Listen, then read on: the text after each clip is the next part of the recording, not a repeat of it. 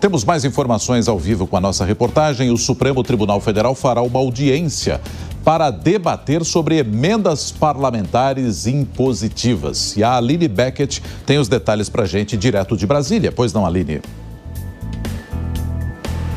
Exatamente, Nonato. O ministro Flávio Dino, do Supremo Tribunal Federal, determinou ontem a marcação dessa audiência pública para tratar sobre os dispositivos constitucionais em relação às emendas parlamentares impositivas. Essa audiência já tem data marcada, está prevista para acontecer no dia 27 de junho. E aí eu destaco a vocês que as emendas parlamentares impositivas são aquelas que são especialmente executadas por parte do Poder Executivo, ou seja, do governo federal, isso conforme a legislação e conforme as emendas constitucionais, que incluem as emendas PIX, inclui também as emendas individuais de transferência com finalidade definida e as emendas de bancada. A busca dessa audiência pública é justamente por dados e informações de técnicos sociais, mas também economistas, também juristas especializados que possam ajudar na tratativa desses dispositivos constitucionais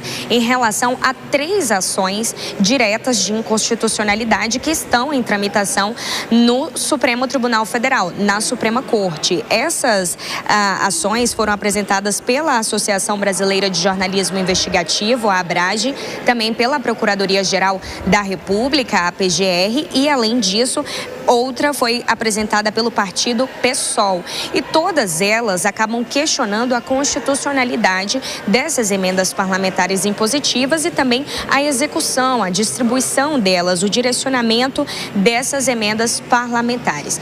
O ministro Flávio Dino destacou que é um tema de grande relevância social, econômica e também jurídica para o país, o tema das emendas parlamentares, e que essa audiência, ela se concentrará especialmente no ponto sobre os dispositivos constitucionais, sobre essas emendas estarem ali dentro do enquadramento constitucional de acordo com a legislação brasileira e que não vai chegar a discutir denúncias, acusações de improbidade ou casos de desvios de recursos. A gente segue por aqui acompanhando como será essa audiência, as tratativas que serão tomadas ali entre os ministros e também em conjunto com técnicos especialistas nessa área. A gente relembra que o ministro Flávio Dino já está, nesse caso, à frente dessas emendas parlamentares desde o ano passado, desde agosto do ano passado, e agora segue fazendo esse trabalho de fiscalização e ressalta que a audiência pública será mais uma vez para checar essa constitucionalidade, o direcionamento dessas emendas.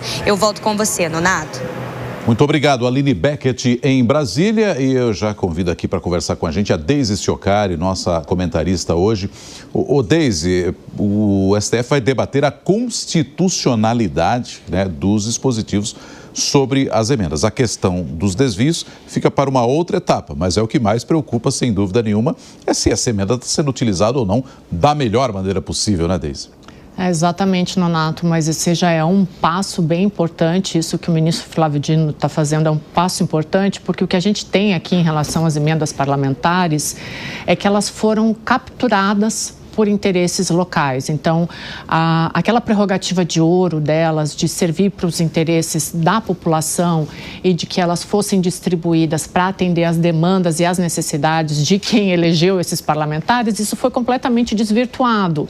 E o que o ministro propõe aqui, se a gente for pensar em relação a todas as críticas que a gente fez aqui no Jornal da Manhã até hoje, o que a gente sempre fala do problema aqui no Brasil de não haver um debate, não haver um debate profundo e técnico, que é exatamente isso que o ministro está propondo agora, né? Envolver técnicos, envolver a sociedade civil, envolver um debate mais profundo para que se entenda um pouco o que está acontecendo com essas emendas e como que elas foram tão desviadas de um propósito que era atender uma demanda local da população para um propósito completamente fisiológico, né? Porque a gente sempre fala que existe hoje um presidencialismo de cooptação no Brasil.